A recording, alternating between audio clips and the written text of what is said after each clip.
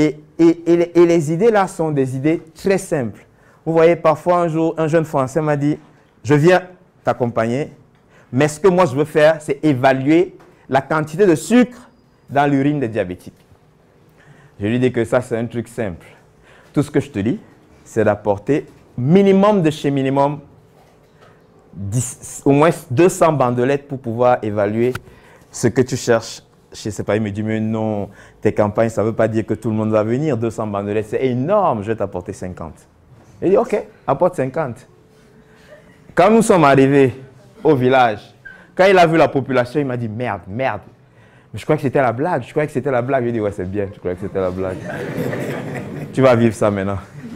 Dès que j'ai dit que le blanc, il est venu ici pour tester vos urines, ceux qui étaient diabétiques, ceux qui n'étaient pas diabétiques, tout le monde était ici dedans. Le blanc, si je ne peux pas rater, il va se faire tester. Le gars s'est retrouvé avec 300 personnes qui voulaient faire le test. Il a commencé avec les bandelettes, Je lui ai d'abord dit, première solution, puisque c'est des bandelettes qui étaient un peu larges, divise-les en deux. Au lieu de 50, il avait 100. Quand il a fini avec ses 100, il me dit, Georges, je me sens mal, tu vois. Je me sens mal, tu m'as bien dit, tu m'as dit comme ça. Il dit, arrête de te sentir mal. Prends 10 personnes. Donne les numéros à 10 personnes et allons. Et lorsqu'on a commencé à marcher, je lui ai dit, allons. Il me dit, mais on fait quoi? Il dit, allons. Oh. Qu'est-ce que tu veux savoir s'ils ont le sucre dans l'urine? Alors, mets les numéros ici et dis à chacun de pisser là. Chacun fait pipi et on dit, ok, on s'en va. Maintenant, on attend. Si les fourmis vont là, c'est qu'il y a le sucre là-bas. Si les fourmis ne vont pas là, c'est qu'il n'y a pas. Pour le taux, on va voir après. Et le gars est venu, je vous jure que quand le gars là a vu les fourmis dans certaines urines et pas dans d'autres, c'était un truc terrible pour lui. Les photos, les trucs, je dois faire un reportage, on doit t'appuyer sur les bandelettes, on doit faire comme ça. Il dit ouais, c'est ça. Donc bref, parfois ce sont des solutions simples comme ça. Et si vous voyez l'image ici, c'est toujours dans le cadre de... On fait pas mal de chirurgie, mais je ne savais pas que la chirurgie pouvait avoir un impact comme ça. Et je savais qu'on fait un métier. J'étais un jour, cette fois-ci, à Messamena même, et un mec devant 2000 personnes qui étaient là en train de dire « on veut se faire soigner », un mec me tire l'habit. Il me tire. Et il me dit « moi, j'ai un problème particulier ». Je dis « particulier? Qu'est-ce qu'il y a de particulier chez toi ?» Il me dit « moi, tu dois m'écouter ». Et moi, j'ai dit « ok, je vais t'écouter ». Et j'écoute le mec, et le mec me dit « moi, je suis marié depuis 2 ans. » Moi, je ne suis pas marié, donc Moi, je suis marié depuis 2 ans. Et je n'ai jamais eu de rapport sexuel avec ma femme. Dès qu'il m'a encore dit ça, ça m'a un peu fait oublier les 2000 qui étaient ici. Et je me suis dit quoi? Il dit quoi? Et je me suis retourné et j'ai vu effectivement, il avait 32 ans, sa femme en avait 28 et il m'a demandé de voir sa femme parce qu'il n'a jamais eu de rapport sexuel avec elle. On a examiné sa femme, on a trouvé qu'elle avait une masse à l'entrée de son vagin, une grosse masse comme ça. Et elle était née avec. Donc il ne pouvait pas avoir de rapport avec elle. Et il est quand même resté 2 ans. Voilà, pour un homme fidèle, hein, il est quand même bien. Donc bref, on prend la femme et on opère la femme. Ce n'était pas quelque chose de très difficile. Je suis sûr que tous les médecins qui sont ici, par exemple, pouvaient le faire. Mais ce que je veux, c'est que la femme n'avait pas encore eu l'opportunité. Je veux que vous voyez l'opportunité de réaliser quelque chose. C'est là l'opportunité. On a opéré la dame. Et je peux vous dire qu'actuellement, ils ont 3 enfants. Ils ont 3 enfants actuellement. Donc ça, c'était quelque chose qui nous a marqué parce qu'on s'est rendu compte qu'une chirurgie de 30 minutes, eh bien, ça a eu quand même un impact dans la vie de ce couple-là. Après, la deuxième année que je suis arrivé dans ce village-là, le même, il y avait un monsieur qui était rejeté, extrêmement rejeté, mais qui faisait du bruit parce qu'il avait du courage. Il vous faut du courage quand vous allez réaliser toutes vos bonnes idées là pour gagner de l'argent. Il vous faut du courage. Et le monsieur là avait du courage. Les gens, les 800 personnes qui étaient devant moi me disaient, oui, on doit passer en ordre, on doit faire ceci, mais ne soignez pas le monsieur là. Et le monsieur là aussi répondait, vous allez me soigner. Vous allez me soigner. Il avait un pagne. Et il était là. Lui, on lui lançait, sorcier. Et lui aussi répondait, tout ça. C'était la guerre. Et moi, il m'amusait. Et à un moment, je suis parti le voir, je lui ai dit, c'est quoi? Il me dit, mais voilà, attends, je vais te montrer quelque chose. Il me montre un truc. Bon, je dis, ok. En fait, vous voyez que Dieu est magnifique. Pourquoi? Parce que Dieu, il a fait que nos intestins restent ici. Et il a construit comme un plafond ici, dont les intestins ne dépassent pas cet endroit. De temps en temps, les gens rient beaucoup, ils font ceci, ils font cela. Et la barrière que Dieu a mise ici s'ouvre un peu comme ça. Quand ça s'ouvre, un intestin passe par là et tout le monde dit, tu as la hernie, tu as la hernie. C'est ça la hernie en fait. Et le monsieur, quand il m'a présenté ça, c'était une hernie. En fait, c'était un homme qu'on voyait qui avait 40 ans et qui, à la naissance, avait perdu sa mère. Et à l'âge de 3 ans, il a perdu son père et qui vivait avec son oncle et qui est né avec une hernie. Il est né avec sa hernie et il est resté avec sa hernie 40 ans. À tel point que tous ses intestins qui étaient dans son ventre sont passés dans son testicule. Donc c'était ici. Donc il marchait comme ça avec le pain. Et quelqu'un qui marche comme ça avec le pain dans le village, c'est un sorcier.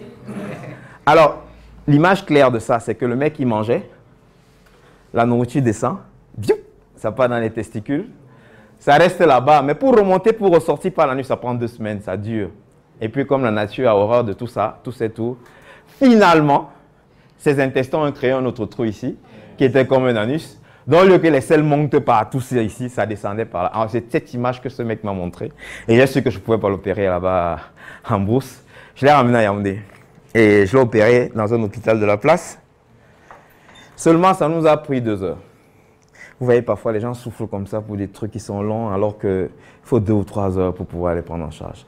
Bref, 2 heures après, c'est un mec un peu bavard. Donc, il me demandait, donc tu as fini? J'ai ignoré sa question. Donc tu as fini? J'ai encore ignoré sa question.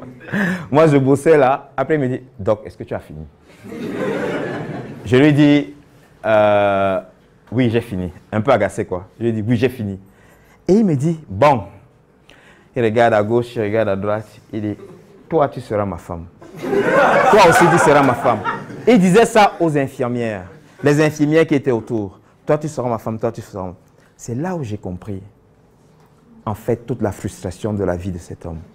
40 ans sans vie sexuelle, 40 ans sans vie sociale, 40 ans sans rien entreprendre, 40 ans sans rien, 40 ans de néant. C'est là où j'ai compris que, en fait, ça là, la chirurgie là, c'est zéro. Ce mec est un frustré qui a des problèmes graves, 1000 fois. Et quand il a dit celui-ci, celle-là, aujourd'hui, en fait, c'est un mec qui est effectivement polygame, parce qu'il n'a pas choisi une femme. Bon, je comprends que c'est dans le sens du rattrapage. C'est un mec qui a 8 enfants, mais c'est un mec qui a plus de 15 champs de cacao qu'il a créés dans la zone. C'est un type qui a entrepris. Donc, parfois, on fait des petits actes que nous allons poser. Ce petit enfant à qui vous allez aider à ne pas avoir le palu, c'est lui qui va diriger notre pays demain. Imaginez un type qui a 15 champs où on fait le cacao. Dans le village, là, c'est une personne puissante. Tout ça parce qu'on a fait 2 heures pour lui faire un petit geste de chirurgie. Quand vous avez votre idée, poursuivez-la. Rien ne doit vous empêcher. C'est-à-dire, il ne faut pas affronter votre vie, il faut la vivre. Suivez vos rêves. Mais suivez-les pour les réaliser. Vous allez avoir des idées, mais il faut que vos idées puissent permettre d'entreprendre les choses qui vont... C'est certainement un besoin que la société a, que vous allez combler. Certainement, vos idées seront pour combler un besoin. Mais il faut que ce soit donc bien réfléchi. Et Dr Ngou l'a dit, Claudel l'a dit, tout le monde le répète toujours. Vos idées que vous allez mettre en place doivent être spécifiques, particulières, avec des objectifs qui sont smart. C'est comme ça que vous allez faire pour être meilleur. Moi, le travail de ce mec, chaque fois que je le vois, je lui dis chapeau, parce que je me rends compte que ce n'est pas seulement la cure de hernie. La cure de hernie a été quoi pour lui? Une amorce. Ça a été juste une amorce. C'était juste un début, quelque chose qui déclenche pour pouvoir partir. Donc c'est comme ça. Parfois, on arrive dans les villages. Je me souviens d'une petite fille. Elle avait 3 ans. 3 ans. Et elle était en train de pleurer. Elle pleurait beaucoup et elle avait deux petites boules ici comme ça. Deux petites boules. Les boules là lui faisaient extrêmement mal. Et nous, on est arrivé dans le village là, petite fille, 3 ans. Et vous savez même pourquoi j'arrive à voir cet enfant, parce que quand j'arrive, il faut mettre sur pied, je suis à gauche, je suis à droite. Le temps qu'un type vient me tirer, que non, il y a une petite fille de 3 ans qui pleure ici.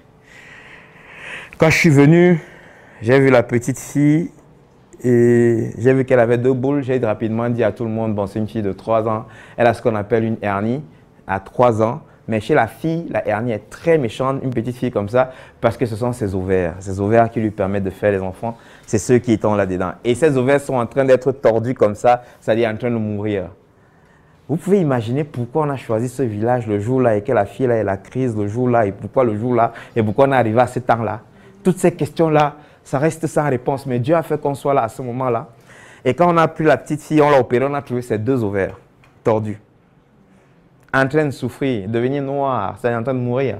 On les détord comme ça, on verse un peu d'eau chaude là, et 20 minutes après, c'est tout rouge, c'est tout beau, ça reprend la vie, on remet ça dedans. Donc, vous voyez, à 3 ans, la fille pouvait déjà engager sa capacité à pouvoir faire des enfants plus tard. Et personne n'aurait su. Peut-être même ça pouvait la tuer, cette douleur-là. Donc, voilà les choses que nous faisons de temps en temps. On va partout, hein. On va partout. Je me souviens à l'extrême nord un jour, vous connaissez Doukoula? On était à Doukoula, on a trouvé une fille qui avait son os qui était cassé. En fait, elle avait eu un accident de moto et elle a eu une fracture. Son os s'est cassé. Et quand son os s'est cassé, les 2 parties qui se cassaient ont percé la peau. Et elle était donc dans un petit hôpital depuis environ 2 mois et elle n'avait pas les soins. Pauvreté, difficulté à l'hôpital aussi d'avoir le matériel, etc. Bref, la plaie s'est infectée. Et il y avait des petits asticots qui étaient dedans. C'était pas bien du tout. Et c'est un de mes collègues qui l'a vu. Mais elle n'était pas seule, elle avait 24 ans. Il y a une autre fille, 22 ans, qui a été battue par son beau-frère pour suspicion d'infidélité. Tout ça est très important. Suspicion d'infidélité, bastonnade, fracture. et elle aussi, elle avait la fracture infectée, toujours avec les asticots. Donc les 2 étaient là. Et je me souviens, il y a un jeune docteur qui travaille avec moi, il était très très jeune à l'époque, qui s'appelle Ekani. Et il est venu me voir, c'est lui qui a vu les 2 patientes. Et il est venu, il m'a dit, écoute, il y a 2 patientes là, 2 jeunes filles, 24-22 ans, fracture ouverte, infectée, grave, il faut les amputer. Et moi, pour me débarrasser de lui, parce que la charge de travail est souvent importante, hein, surtout quand on est à l'extrême nord. Extrême nord, ça veut dire 6000 malades devant vous, et ça veut dire plus de 150 interventions à faire. La charge est trop lourde. Donc, pour me débarrasser de lui, je lui ai dit, va leur demander si on peut les amputer. Je savais qu'elles allaient refuser. À peine ils demandent, on peut vous amputer. Maintenant, même tout de suite. Il vient, il me dit que les filles là disent qu'elles veulent l'amputation, là. J'ai dit merde. Et on était là pour 5 jours. Et on a vu ça, on a fait ce constat vers le 4e jour. Et je devais l'opérer. Et puis j'ai dit, c'est une histoire un peu triste, parce que j'ai dit, ok, on commence par la première, la plus jeune, 22 ans. Seulement en amputant la première de 22 ans, ça nous a coûté plus de matériel qu'on croyait. C'était plus difficile et on a perdu, elle a eu des complications. Donc on a utilisé tout le matériel qu'on avait et on ne pouvait plus opérer la deuxième. La première était bien opérée, ok, contente, famille en train de crier de joie. La deuxième était ici, il fallait l'aborder. Ce que Dr Ngou vous disait tout le temps là, allez dire aux gens, oui, ton patient est décédé ou bien ton enfant. Bon, il fallait le faire. Donc je suis venu et puis j'ai dit à la fille, écoute, 24 ans, avec ton pied, ta jambe amputée, vous savez ce qu'il manquait? Les compresses. Ça coûte 100 francs une compresse. Et je suis venu, je lui ai dit, je repars à Yaoundé. Donc là, c'est là-bas, hein, 1800 km. Je repars à Yaoundé, ça fait 2 jours. Je vais revenir 2 jours encore. Ça fait 4 jours pour t'opérer. Mais évidemment, je ne peux pas revenir après 2 jours. Donc, je lui dis, je vais revenir. Je vais t'opérer, je te jure. J'ai fait tous les signes de croix possibles. Elle était assise, elle s'est retournée et elle a commencé à pleurer. C'est tout. Elle pleurait, elle pleurait. Je suis revenu à Yaoundé. Normalement, pour faire une campagne, une de nos campagnes de santé comme ça coûte quand même 6 millions.